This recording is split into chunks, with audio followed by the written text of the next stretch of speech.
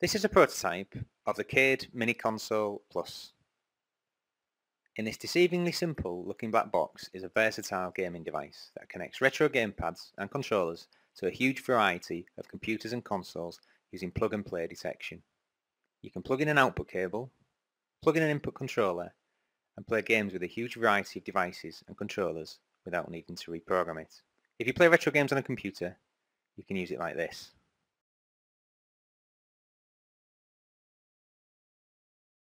We have a 15-pin connector for inputs. This allows for a wide variety of classic console inputs. We can plug in an adapter cable and the device will automatically sense what kind of controller is plugged in without any configuration. Here's a cable we made for NES.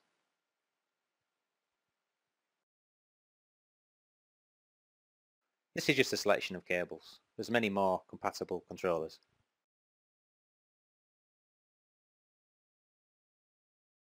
We have here a USB connector to allow outputs to computers, PlayStation 3, the original Xbox, and Wii U.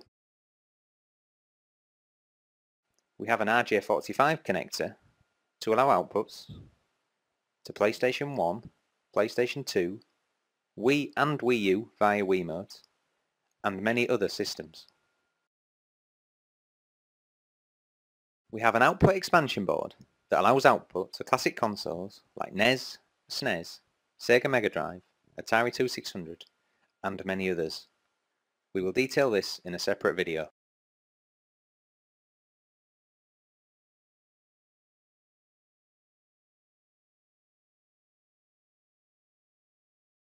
Someday, you may want to change the default gamepad mappings used by the device. If you're the kind of person that likes to tweak things to their own playstyle, then you love our Gamepad Mapper and flashing software. It's a fully featured, cross-platform suite of software. We'll provide more information in a separate video.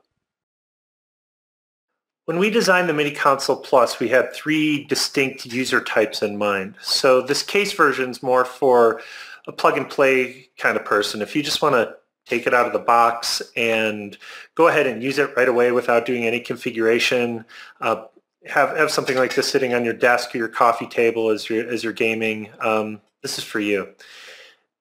We also have the idea of a person who likes to tinker. So if you want to take this and plug it into your Mac, PC, or soon Linux box, you can actually reconfigure all the controls, reprogram it, update it, add new features through a simple UI. So if you get sick of resetting all your inputs in your emulator or in your game on your gaming system, you can just reconfigure it on the hardware once, flash it, and call it done and not have to mess around with it. So that's also another feature that we really like and hope folks will use.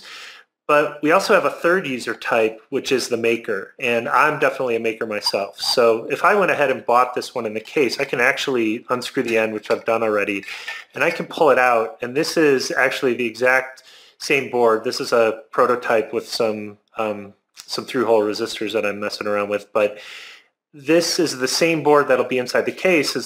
Also has mounting holes and can be put inside of a project like your arcade cabinet or fight stick or whatever else you may come up with. So in that case, you may want to use the expansion port. And John's going to go through the LCD expansion port in another video, and that's pretty cool. That's used for debugging and whatever else anybody else can come up with, since all the software and hardware is open source.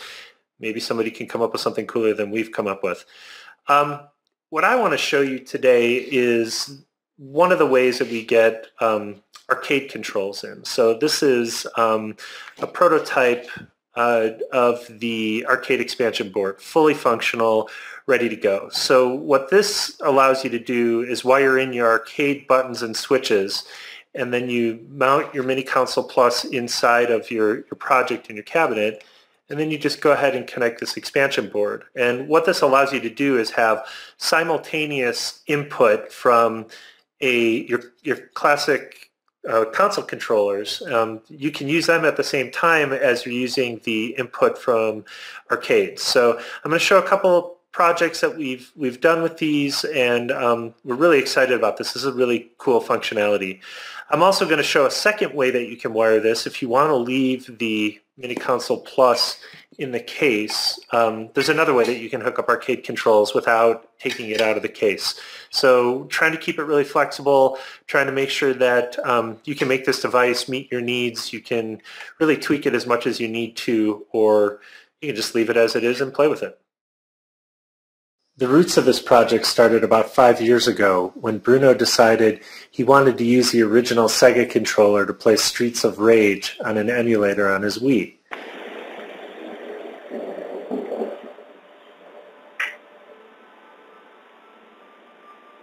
He started making open source hardware to be able to connect console controllers to a bunch of different devices, but they were each an individual piece of hardware. This one is one of his creations that outputs to USB.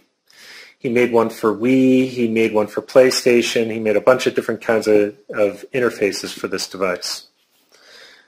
We came together and did our first Kickstarter, and this is one of the limited edition mini arcades. So this connects arcade controls to the original Xbox and a whole bunch of different USB devices, and also can be wired to a PlayStation. So as these all evolved, we kept having more inputs, more outputs, and we found that the kinds of games that we'd like to play, we'd like to use the original controllers on emulators. We'd even like to use the older classic controllers sometimes on new modern hardware.